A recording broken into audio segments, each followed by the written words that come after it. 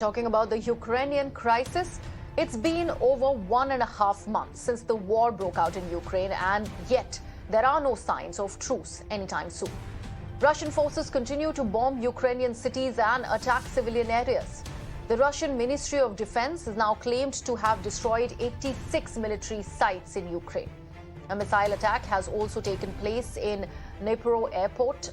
In fact, another 9 bodies from Bucha mass grave have been pulled out, taking the death toll now to 30 so far.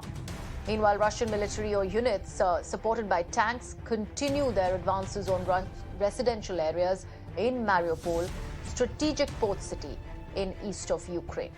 Now, Ukrainian President Volodymyr Zelenskyy has warned his nation last night of Russian troops ramping up military aggression in eastern Ukraine, and he renewed his plea for countries to spend more, in fact, send more weapons ahead of the expected surge.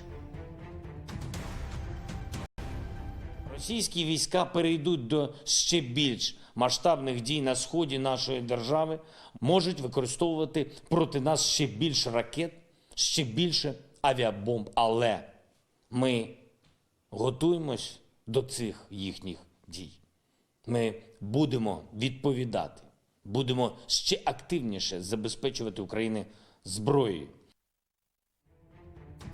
In a significant political development amid the ongoing war, Russian President Vladimir Putin is all set to meet his Belarusian counterpart Alexander Lukashenko tomorrow. Now, the two leaders are expected to discuss Lukashenko's hopes of being part of peace negotiations with Ukraine. Russian media has reported that there will be a press conference after the meeting. And Times Network continues to bring you exclusive ground reports from Ukraine showing the widespread devastation and destruction. Our correspondent, Deepak Bopanna, visited a school in the city of Chernihiv. The school was used by Russian forces to hold hundreds of Ukrainians hostage for at least a month, and they even turned the building into a military base. Now, after the Russian troops have pulled back, the school wears a deserted look. We're about 150 kilometers from the capital of Ukraine, Kyiv, at a village named Yagidne.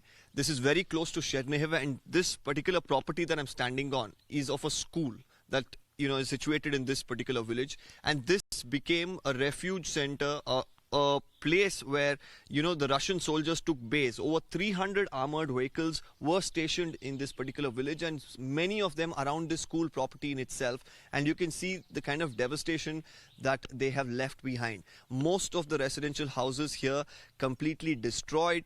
You can see an armored vehicle which broke down, which has been left behind by the Russian soldiers, and all around these houses there were at least about 50 to 60 residents who were living.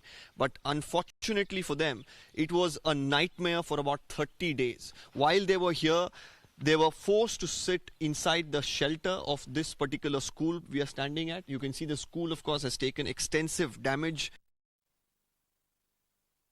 I have one of them who lives right opposite this school property. Let me speak to him. If Mikola, of course, is going to help us translate. If you could tell us how many days totally were you all made to stay here? How many people stayed, and was there enough space for all of you inside? Скільки людей було, скільки сиділо в школі, скільки днів вони там сиділи і наскільки було місця для них? Більше місяця в кімнаті в одній 160 чоловік сиділо, в одній 40. Маленька кімната 40 чоловік, трошки більша кімната 160 чоловік. І більше місяця. Okay, what does he? He said that they stay in its school by months. They lived by months, and in one room there were 40 people, and another room 160 people. Okay. And if you could also ask him, did the Russian soldiers here harm anybody, kill anybody, and also while they stayed in the shelters, the Russian soldiers, I believe, were staying in their houses. Did they loot anything from those houses? Скільки людей було розстріляно у селі і де саме перебували російські найманці? Російські найманці тут по селу перебували, а розстріляний один тут чоловік, три я знаю. Скільки людей? Три я знаю, один на міні подорвався. Okay. What does he say? He says 3 people. One people died dead in a mine. Okay. And Russian soldiers lived in houses and apartments of the citizens. And they looted the house as well? Yeah.